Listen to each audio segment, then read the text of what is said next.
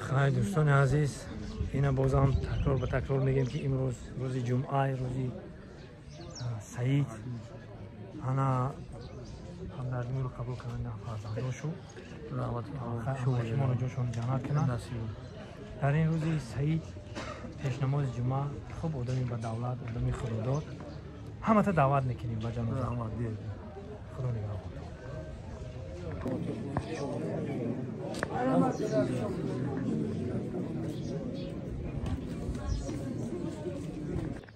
انا برادرای عزیز نفرانی نمیدونن بابای نزوره حکیموف نرزالله را.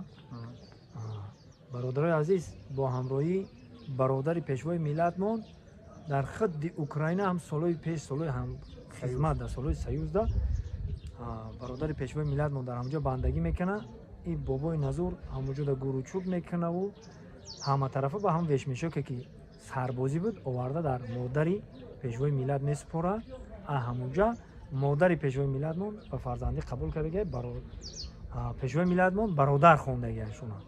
اینا با ویدیوشون هست، بازم میمونم. امروز بندگی کردن، جنازه دارن، محرمه دواره جنازه دعوت میکنیم. خدا نگهدار. وقتی که برادر کلانی من همراه خدمت میکردن در لووف اوکراین امروزه در سرحد پولشا و بعدی 3 سال ادای خدمت برادر من را در همونجا کشتند. همین اکای نزور، اکای نماز، هر دو برادرها در یک جا خدمت میکردن. های اون زمان فرزندایی که از حیات میگذاشتن در خدمت